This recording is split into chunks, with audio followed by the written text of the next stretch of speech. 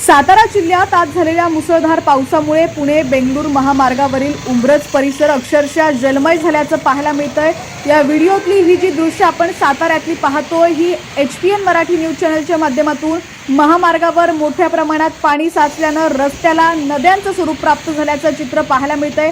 अक्षरशः पावसाळा सुरू असल्यासारखं आपल्याला या ठिकाणी पाहायला मिळतंय।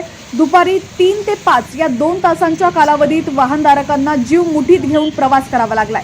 अनेक लहान चारचाकी वाहनं अर्ध्यापर्यंत पाण्यात बुडाल्याचं सुद्धा आपल्याला पाहायला मिळतंय।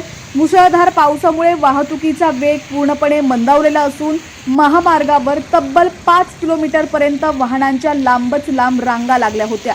दरम्यान प्रशासन आणि पोलिसांकडून वाहतूक सुरळीत करण्यासाठी युद्ध पातळीवरती प्रयत्न सुरू आहेत। राज्यातील तुमचा जिल्हा कोणता आणि तुमच्या जिल्ह्यात सुद्धा पावसाची काय स्थिती आहे, ऊन आहे की पाऊस आहे, हे सुद्धा आम्हाला कमेंट्सच्या माध्यमातून नक्की कळवा। पाहत रहा HPN मराठी न्यूज।